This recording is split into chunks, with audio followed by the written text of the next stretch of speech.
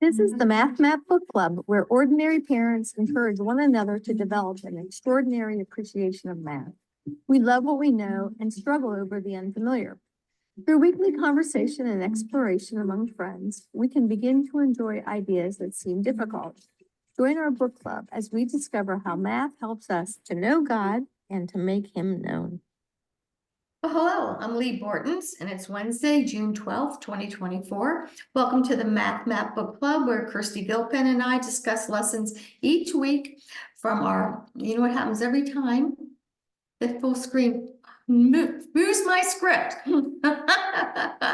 So I'll say that ever again. Hi, I'm Lee Bortons, and it's Wednesday, June 12th, 2024. Welcome to the Math Map Book Club, where Kirsty Gilpin and I discuss lessons each week from our math curriculum for families with students enrolled in classical conversations. We are currently in our summer session and working through the curriculum by dimension rather than by lessons, so we may discuss resources and strategies in math education. And we're really here to answer your questions. So, Kirsty, how are you going to start us off today while everyone gathers their thoughts? Well, we are going to start. We are introducing the Quadrivium today, and that's what we're going to discuss over this next few weeks. But we're going to start today like we ask everybody to start in community by taking a look at the math map. And so just a reminder that you may have in front of you our printed materials, which are the complex materials currently available, or you may have in front of you something from the digits, the naturals, or the fractions, which are currently available digitally through CC Connected and through the companion. We are today in 0D. We're talking about, we're starting off in 0D. And so before we jump into talking about the Quadrivium, are there questions that anybody has brought? Do you have about the curriculum or about math? Kirsty, I have a suggestion. Maybe on this opening screen, we put where the parent form is, so if they need to find a question when they're not, thinking about what we're talking. But maybe we can do that next week. Sure. So the parent forum on CC Connected? Yeah, just how to find that. So Margie V wants flashcard recommendations, especially the notations. Well, here, I'm only reading part of your questions, so I won't open up the whole way out. Okay, so the best way to use them at home. One reason why I, as a classicalist and a very busy homeschooling parent, I liked flashcards was because they usually fit in little children's hands and you could take them anywhere. And if I lost them, they weren't all that expensive, except for maybe the timeline flashcards because they're full color. But, I would tell the children you can say them to each other, or you can say them to yourself, you can say them to the dog. So there's just so much flexibility. The point is to just keep looking and saying out loud. And, you've got the sensory thing going on too, because you're flashing the cards. So that's just the easiest way to use them. I suspect over time we'll have a lot of people blogging and putting on Facebook how to make games out of the cards. And so we had things like when in community, I would put my seminar students break them in half and have two teams and just throw the card on the ground, and they'd run past each other and shout it out the fastest, just so they moved while they were reading and doing it. So whatever you can think of, they're flashcards. Just do your best to make it enjoyable and show your children it's important. So Nicole, do you mean from the Ex Nihilo booklet?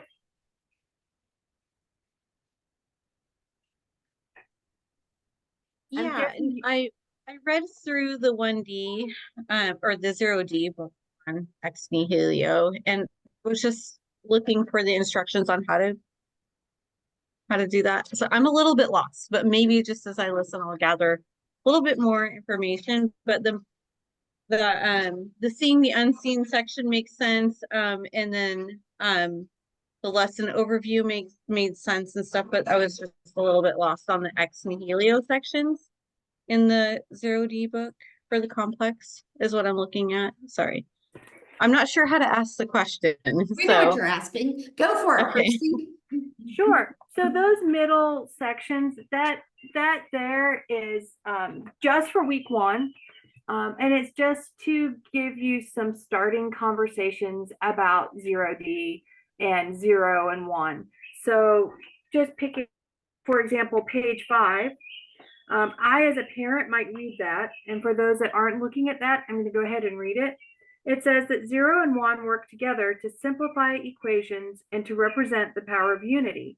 Mathematicians love unity and find mathematical beauty in unity. 1 can represent simplification and completeness. It is as powerful as 0. In John 17, Jesus prayed for us to be one, just as he and the Father are one. Trinitarians, who believe in one God in 3 persons, are often accused of polytheism, but that is because the accusers are using the wrong math equation. 1 plus 1 plus 1 equals 3. The correct equation is 1 times 1 times 1 equals 1. Jesus was not confused, he simply liked math. The unity of the body of Christ can be represented by math in other ways. One God of infinite power. We're using the infinity sign as our index. The infinite power of 1 is 1. Or one man with 0 power. 1 to the 0 equals 1. Or one God who died, became nothing, and gave up all his power, unites all things. 0 to the 0 equals 1. So I would just read that myself and then maybe choose a couple of things to discuss with my children. So I might really like the idea of helping to see that 1 times 1 times 1 equals 1, and talking about, why might that be a better way to represent the Trinity than 1 plus 1 plus 1, right? So I have older students. That might be a really great way to just introduce that conversation with them and see what they think. For younger students, it may just be helping them to see that infinite power of 1 is 1. And so I might, with younger students, say, okay, well, what do you think that means? What's 1 times 1? Well, it's 1. And I would keep asking them, right? I keep saying, well, what's that times 1? And so that they see that it doesn't matter how many times I use 1 as a factor. I always get back to 1. And so that idea of God being, right, having unity within himself, that he's always God. He doesn't change, right? He's got all this power, but it's in one God. So that's what those sections are there for. There's not necessarily a right way to use them. Your first year in the math map, you may spend that first week just going through each day and saying, okay, where's this part of the curriculum? Where's that part? You might pick 1 or 2 sections that you would like to use as a discussion in your home. So it's not a right and a wrong. It's supposed to be a gentle introduction to some of those deep ideas that we can discuss in 0D. Does that help? Yeah, I listened to last week, and then I went back and listened to the recording, and then after hearing you talk, I'm like, I just had a light bulb moment. Oh, good. I got it. So thank you. Just think of it as 16 examples about how to talk about ex nihilo. And we didn't have the space in the curriculum to write 16 examples of how to talk about the scriptural ideas and the power of the numbers for each single lesson. So week 1 is an analogy of potential types of conversations you could be having all year long with all the math concepts. And it was a good place to put it, because if I'm right, when you're in 0 dimension, you really can't be doing, like, I remember you guys saying something one time, blew my mind. Like, you can't, in 0D, you can't even compare 2 things. There aren't 2 things to compare. You can't do calculations. You can't do operations, because that, am I right? Like, Yes. You are right, Jana. That's exactly it. oh. Okay, yeah, that was super helpful. So thank you for that. Okay, it makes sense now. So Great. May I ask a question? Please do. First of all, piggybacking off of that, I just want to say how much I've enjoyed not only the curriculum, but even the travelogues and the little videos that you've been doing, Kirsty, on CC Connected. I've got all of my kids this summer working through naturals. My oldest, who's in calculus, much to her chagrin, and my youngest, who's only 5, who's just like kicking it in the pants, trying to keep up. Both of them are. And I have really been trying to share those travelogues with them. I know they're meant for parents, but we've been having so much fun just reading through those, and we're filling up our Seeing the Unseen books, and that is awesome. I guess my first question is, as a director of Challenge 2, I would love if we had available like large format prints of those exordia. Is that a possibility for those of us that don't have printed versions for our older kids?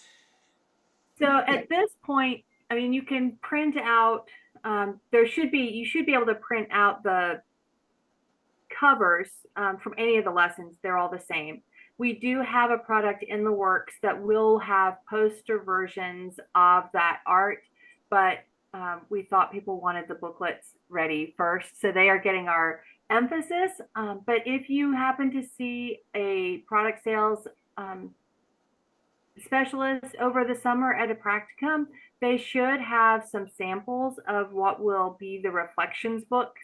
We're getting some feedback on that. So if that's something you think you would use, that would be a great way to give us your feedback. Awesome. And then one of the things that I've noticed as we're working through these lessons, specifically with my younger son, who's just learning to write as well with the tracing. I know I heard a video in the past explaining like the 3 and the logic behind the 3, but I noticed also like 4, 8, and 9 are not the normal ways that we would teach digits like in a curriculum handwriting. And so for our kids that are still just in the process of getting that muscle memory down, I just wondered if you had any thoughts of that. Also, we had gotten to like I think in a couple places there's an F of X and even a G of X. My daughter's like, that's a really weird way to make a G. I mean, I realize I see that G in every book I ever read, but we never print the G that way. And so just for like my younger son who's on the, just getting on the bus as far as writing, do you have any suggestions as to how to maybe monitor their tracing to make sure that maybe that it's not interfering with that writing process? I think Lee's gonna tackle that question about the handwriting. Yeah, so we had like 3 different things we had to concern ourselves about. One was we have previous products, our prescripts that have handwriting in them. So we needed to look at what that was being used there, because that's what we're emphasizing. The second thing is exactly what you said about the way a printed G is going to be. And remember, we're trying to help those little guys learn how to read, not just do the handwriting and writing. And then the third thing is the software that we use in order to develop this curriculum. That part of it's called Math Magic, and its font sizes were limited. So by putting all those things together, we felt like we did a good middle ground in our choices. But they do align with the prescripts that we'd already previously printed. So I personally enjoyed italics, and I also like writing Road to Readings version of handwriting. And to me, you're not wrong, Becky, in that it can really help a child if it's always consistent. But the reality is the books they read aren't always going to be consistent. So we felt like for those few times it was funny letters, it wasn't harmful. It may not be particularly helpful that day. So what you can always do is have your children use their finger to trace those if you're worried about confusion. Thank you. And I love the italics, by the way. I think that's great. And then is there a place, like if we run across an error or something, that we can put that up? Yes, any typos, errors, math errors, any questions that you have, you can email the math map at classicalconversations.com, and we'll check and make sure that it's either been reported before or that it gets addressed. Okay, thank you. We may not get an answer back, but we do, every single one of those gets reviewed. Okay. And just, you will get publicly, you'll be able to see the any errors we've made or just, large changes in complex, because it's printed. We have that available for everybody. But when it comes to the other domains, we're not doing an errata sheet yet because we're still in the middle of getting everything done. But as soon as they're printed, that's when that errata sheet will start being public. So right now, you're just being very kind and helping us. Thank you.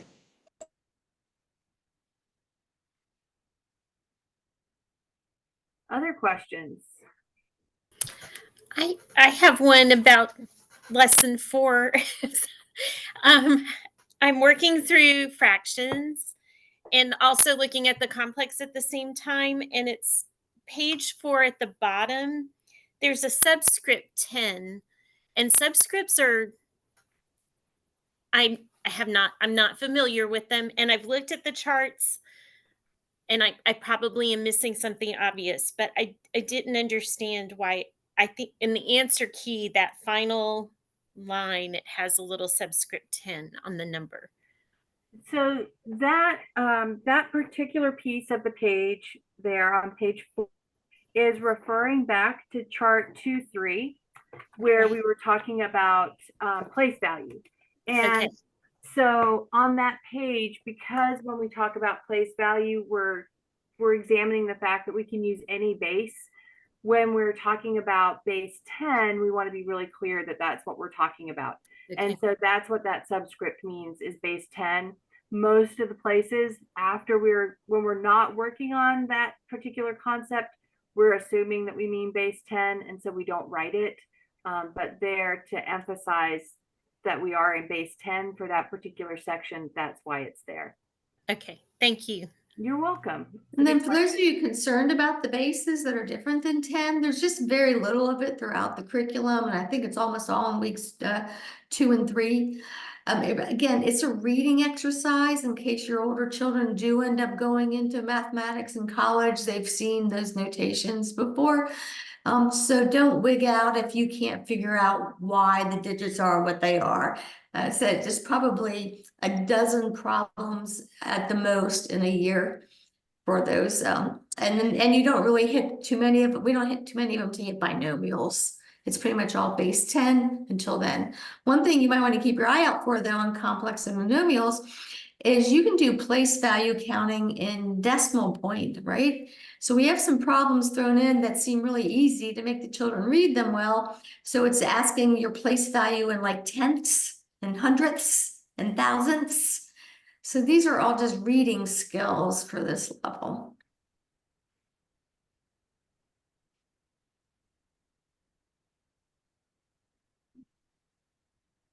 Right. Any other questions? All right, well, we'll have I have these slides that are mostly white in case we have math questions. I'm trying to leave space to write.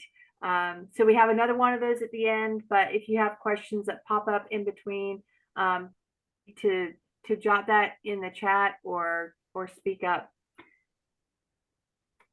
So as I mentioned, we thought it would be interesting to take some time and look at the Quadrivium, not because we are trying to be a Quadrivium curriculum, but we are leading towards the Quadrivium.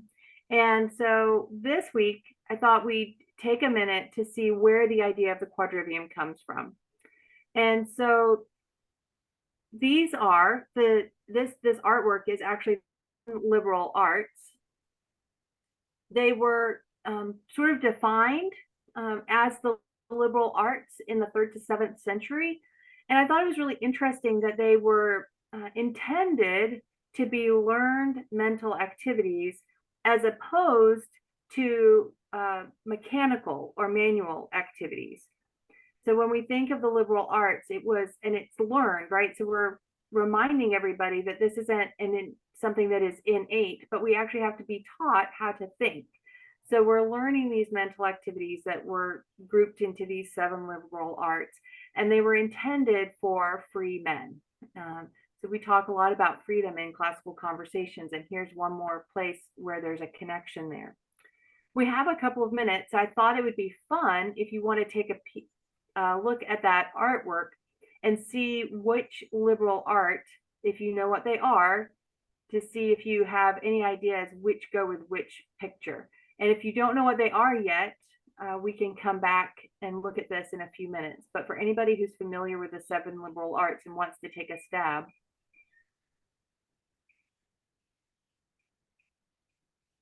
Okay, who's the 7 liberal arts? My picture is not big enough to read the words. Is it the women? Yes. And there's 8 of them. So is the lady with the blue, like the blue poof thing on top, geometry? It says I deal. think so. Yeah, I thought that she looks like she's geometry because she's holding that angle. There are 8 women. There are 8, but they are supposed to be the 7 liberal arts. So I'm not sure who the extra is. Oh, she's probably theology, mistress of all the arts. Queen of sciences. Mhm.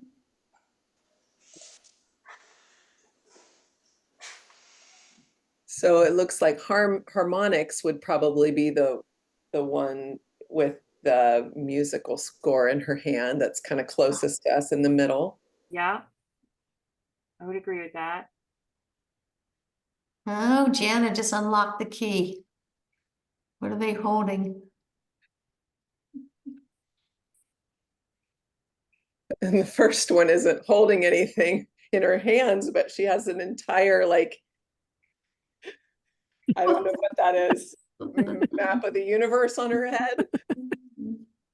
I agree, Amber. I think that the astronomy on the far right, maybe.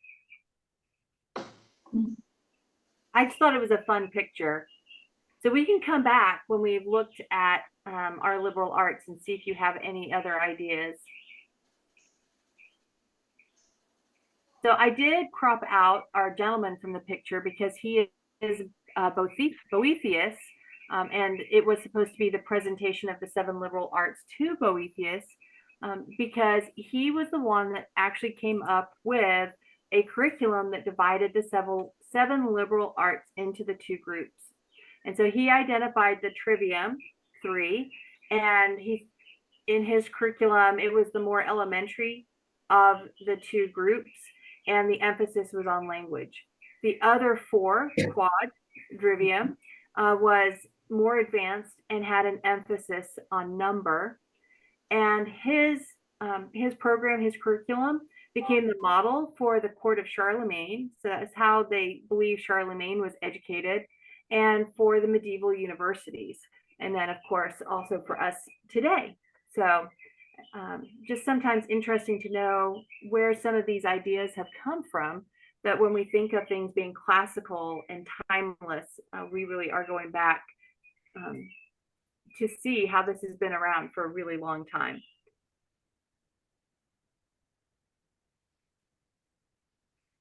So this is where hopefully most of us are pretty confident and familiar. And this is where if you've been to practica, you should feel like you've been somewhat well informed about the Trivium. We know that when we think of the Trivium, we're looking at discovering truth, beauty, and goodness, and being able to emphasize the language.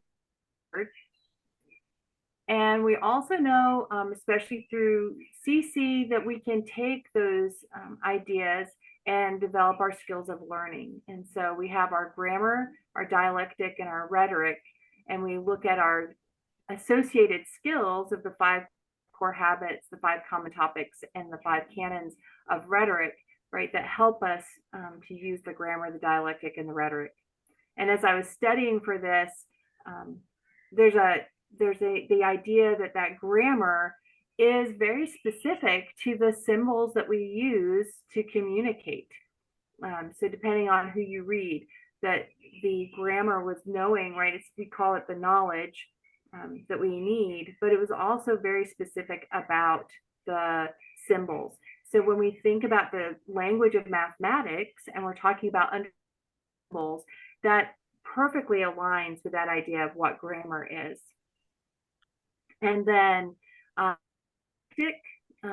being, right, that's our think, our learning how to think. So now we've got our body of knowledge. And then we're putting that together into how do we make those connections and how do we think? And then our arts of being able to communicate that to others. So what are your thoughts about the Trivium and these three arts that we hopefully are becoming somewhat more familiar with? Well, I would hate to get on a soapbox, but I really think that we've neglected the quadrivium, especially in the Western world. I think they have, especially in the East, I think they have a sense of the sacredness of numbers, but I think that it's something that we've really neglected.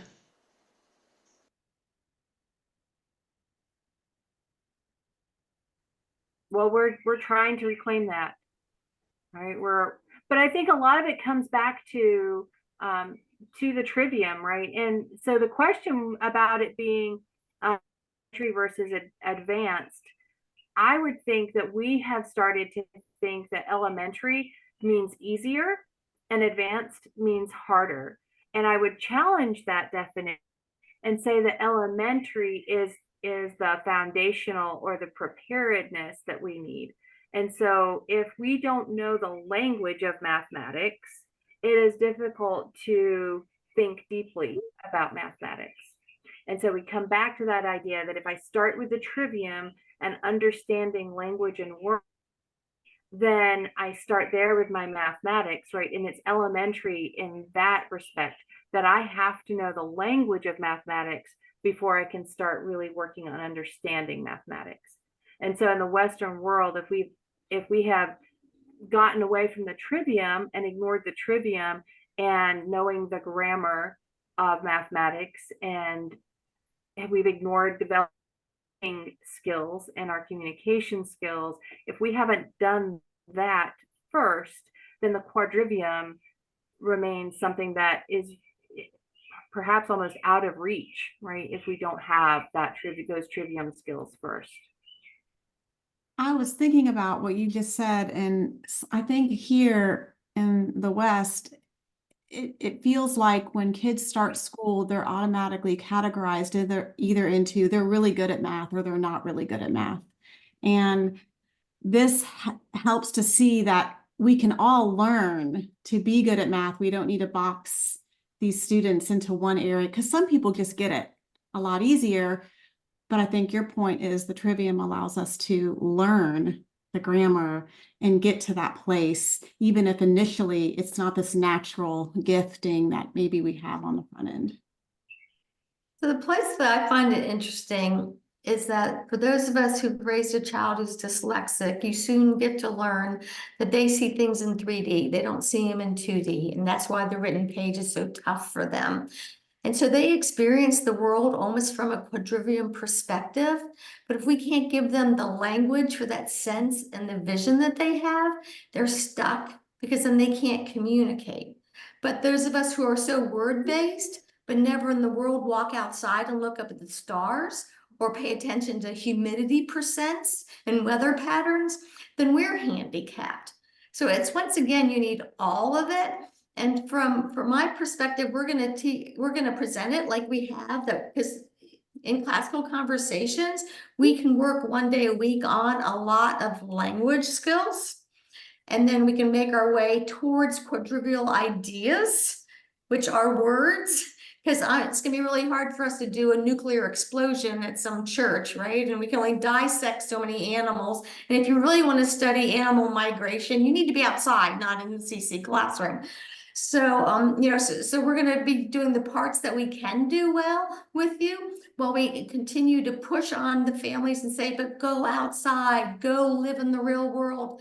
We're going to help you as best as we can with the language skills. And then we'll give you exercises and ideas that take you past what we can do in our one day a week together for the quadrivium and the trivium.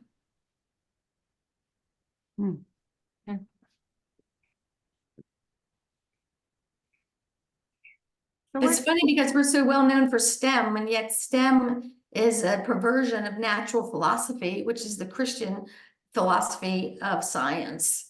And very few of us are familiar with not only the quadrivium, but what's natural science, what's natural history, what's natural philosophy, even though all our ancient museums have words like that, you know, on the buildings and things. And so STEM has done a lot of damage to us because it's been the have-nots place to shine, and everyone else has been neglected. And that's another place the Quadrivium can help us, is through, because we're Christians, looking at what is it that God did for us and how did he design us. So we are part of explaining, understanding, even using the creation he gave us. So that's why I keep begging people, please join us, even if you don't get it, because it's going to take a long time to get it. So when we talk about the quadrivium, right, we're talking about the other 4 liberal arts. And I think maybe that's one of the things to remember is that there are 7 liberal arts. And even though we're looking at them in these 2 groupings, there are 7 liberal arts that a thinking person, a thinking free person should learn, right? That was the original idea, that there were these 7 ideas. And then Boethius said, hey, first you need to get your language. You really need to get your language first, then go and look at these other ideas that are in the quadrivium.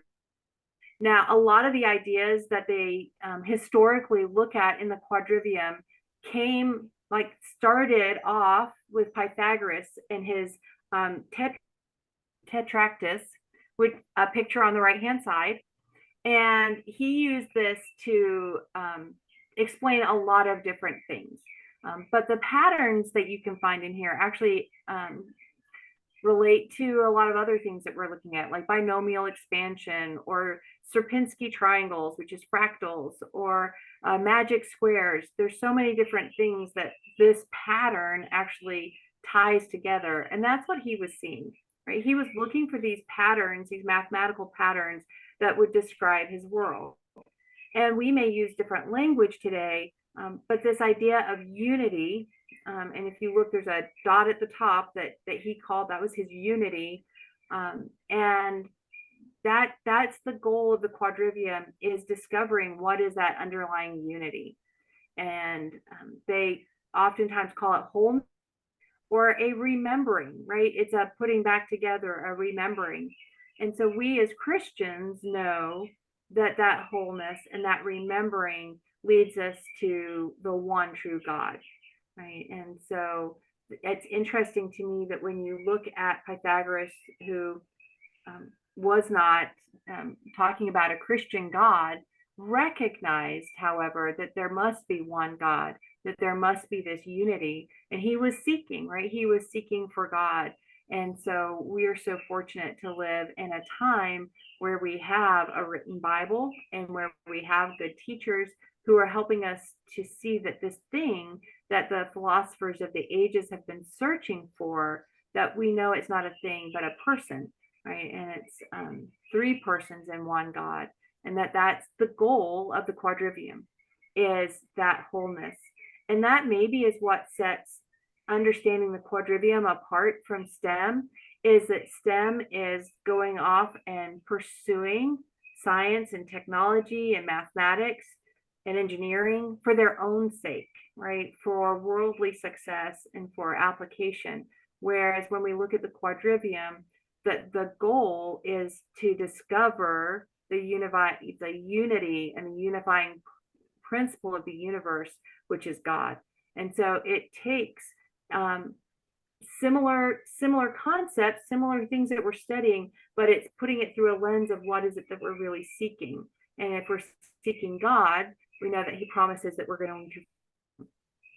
And so the quadrivium are 4 more ways where we can look for and discover God. The quadrivium emphasizes number. So where the trivium was emphasizing language, we're now emphasizing number. And so when we think of arithmetic, these do not necessarily correspond here with something you're going to see on the math map, what's in black. But if you see those words in red, those are the historical pieces of the quadrivium, and they are on the math map to help you see where they may fit in.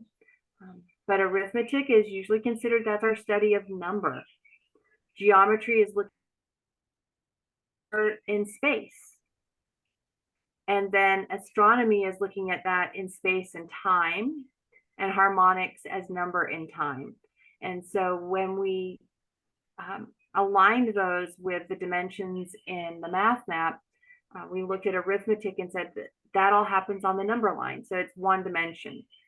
In geometry, we're really looking mostly at Euclidean geometry, which is for the most part two-dimensional geometry. So that's where we aligned that with our second dimension study, 2D. Then in 3D, we call it human space because one, it's where we live, it's where we exist, it's where our physical tactile experiences happen, but it's also the dimension where Christ decided to limit himself to, right? He decided to limit himself to the body and to 3 dimensions. And so we call that our human space, the space that we live in. And the stars are a part of that, right? That God gave us the stars as part of our 3-dimensional existence to give us a glimpse ahead, right? He uses that to say that they declare the glory of God, right? And proclaim the works of his hands. And he uses the stars to understand things that are uncountable and infinite. And so that's why we included astronomy in 3D. And then harmonics is that idea of number and time. We oftentimes think of that as music, right? And the patterns that may show up in music. But we look at rates and how things are changing in 4D in the math map. And so we included harmonics as our tag, so to speak, for 4D on the math map. And so our plan is over the next few weeks, we're going to look at each one of those in a little bit more detail. What is the historical understanding of each of those elements of the quadrivium? Is it that we're pointing our students toward? Because we keep emphasizing that we are in the trivium, right? We are still in the trivium. We're still emphasizing the language of mathematics, but we want our students to be prepared for the quadrivium. And so they're getting a lot of grammar and a lot of ideas that come from the quadrivium, even if they're not necessarily going and thinking those deep thoughts quite yet.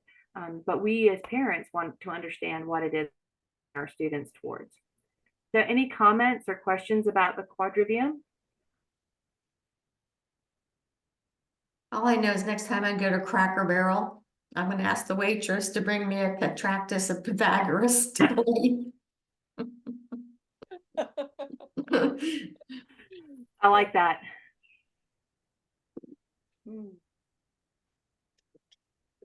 Kirsty, do you have any recommendations like for a student who is like more advanced in mathematics? I've got a daughter that's finishing up calculus. She doesn't really want to go any further up, but we've talked about going out with the quadrivium, like to more areas of geometry and more areas of astronomy. Are there other places besides the math map, obviously, where she can develop those geometric / astronomical skills in a classical way?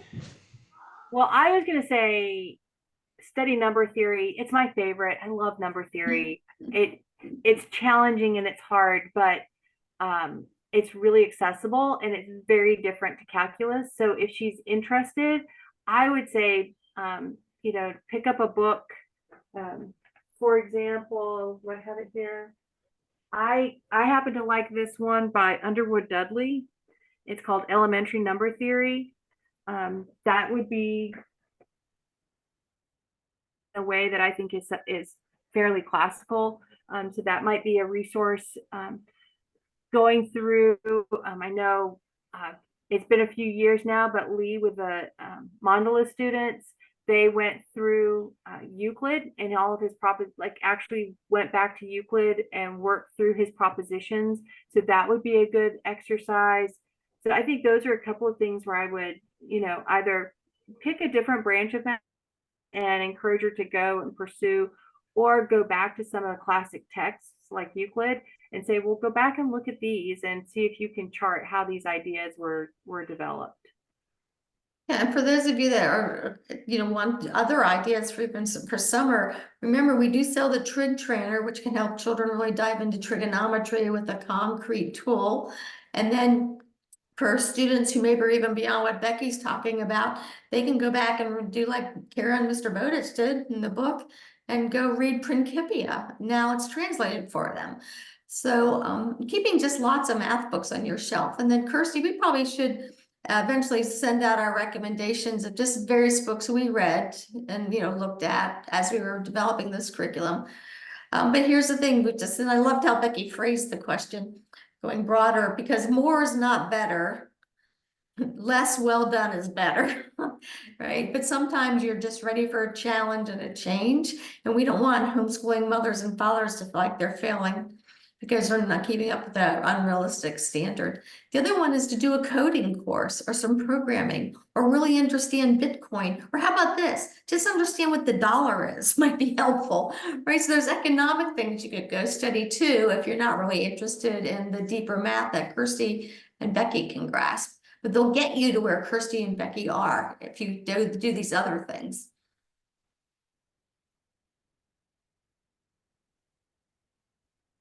Great questions. Mm-hmm. So we always want to come back every week and just remind you of our rollout. So at this point, we are now in, I believe, the new year for CC Connected, which means that those digital resources are only available to families who are enrolled for the next year, 24-25, and have paid their tuition. So if you or somebody has lost access and you want it back, the way to do that is just tutor or your director and make sure that you are up to date on your payments and they've marked you in the portal. Are there any questions about the materials that are available, where to access those?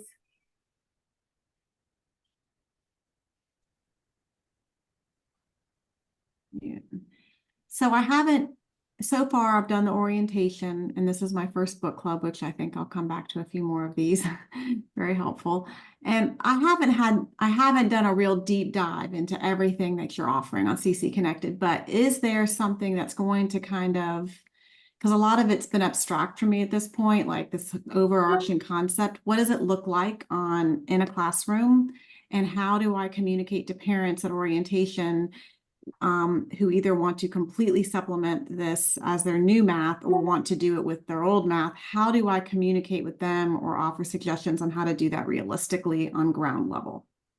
Do you have things that show me that? Yeah, so if you haven't done your academic orientation yet, I would certainly encourage you to go through the companion in the Ex Nihilo book and go to the tutor page. There's a little clip on the very front of the companion, how to access that, and go through your academic orientation. I think that's going to answer a lot of your questions.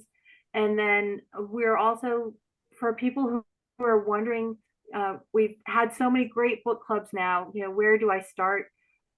I think that the most recent session of the book clubs answered a lot of the big questions.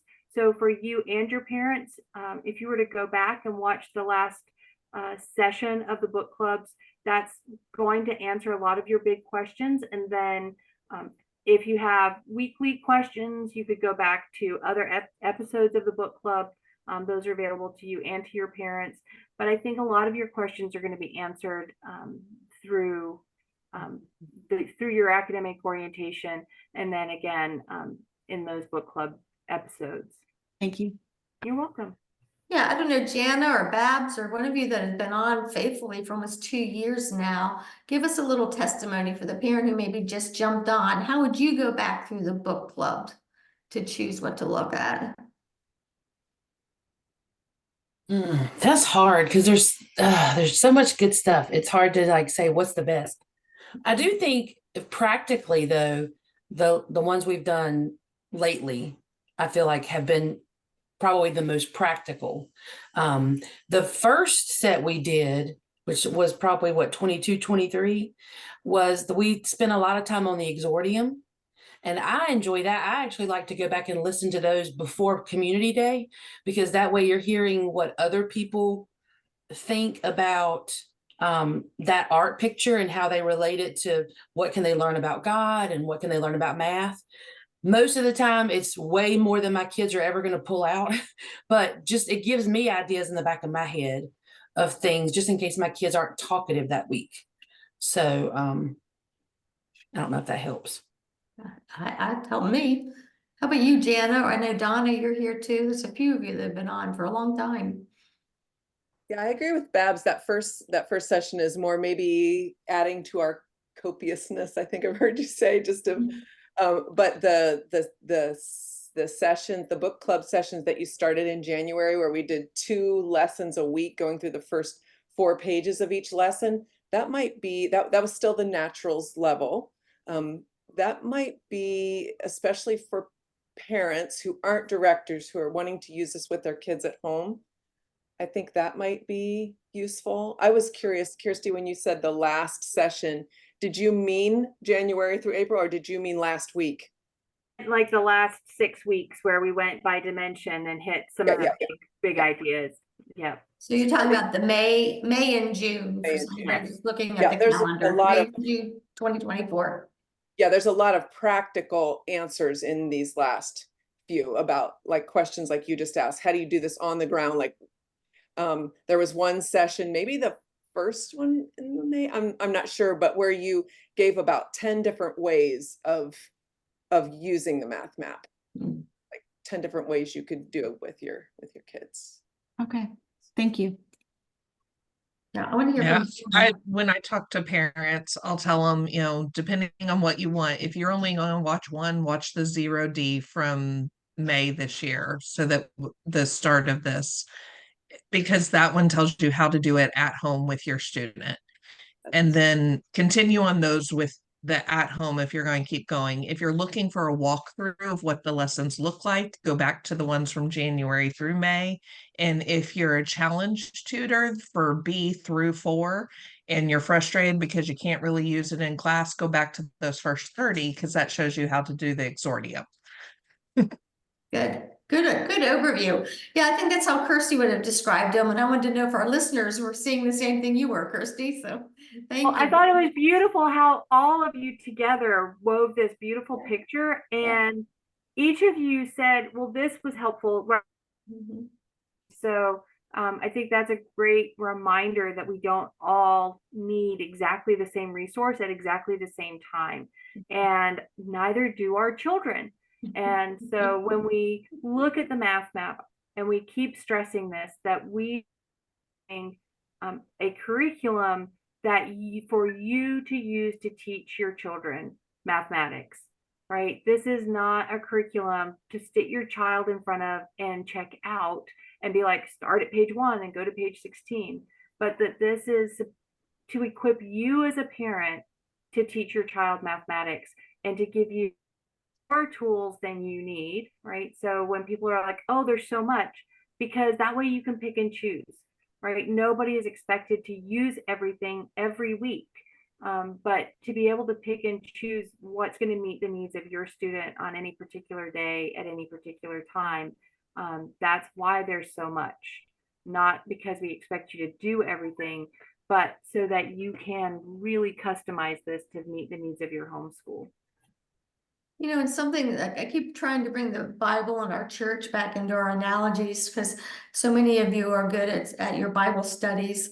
And I hope that continues. Somebody told me the other day I might have to stop saying that because people are not studying their Bible and reading as diligently as they maybe did 50 years ago when there wasn't all this media. But I'm going to believe that Classical Conversations parents read their Bibles, with their children. And just as your Bible just has too much in it for any given day, let alone a week or a year.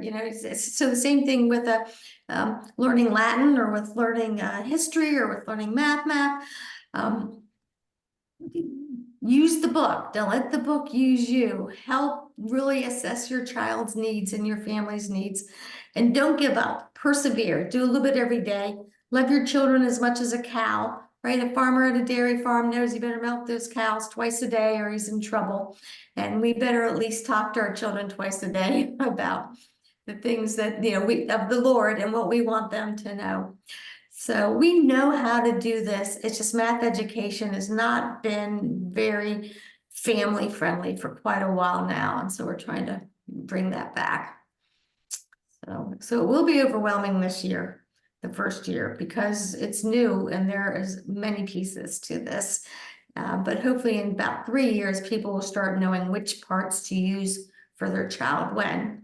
And yet we'll all come together and have a similar conversation once a week and actually be progressing in our math studies in unity as a community rather than being all over the place.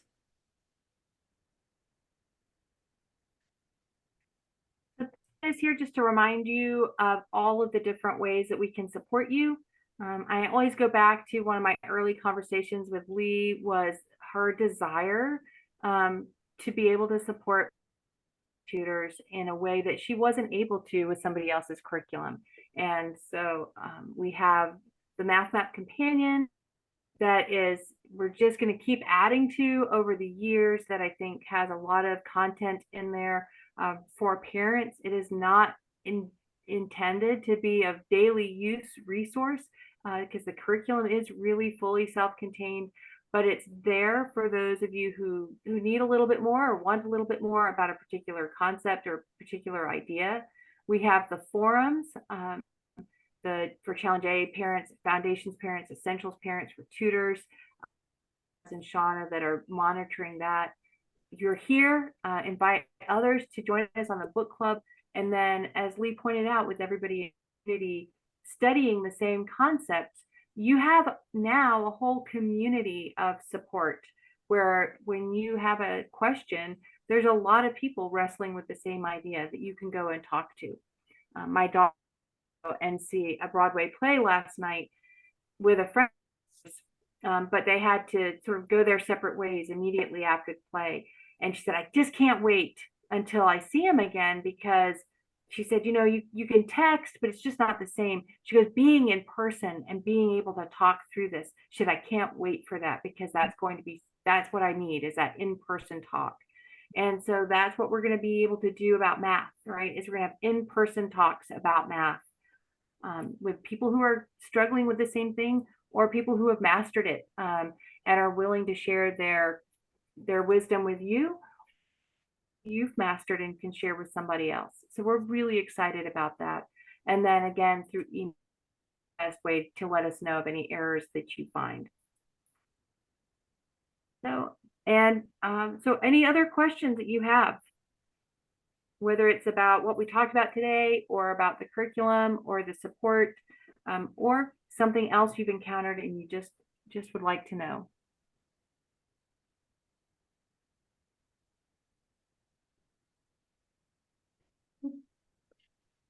All right, well, the chat questions look answered too. Donna, thanks for helping. Babs, thanks for helping with those questions.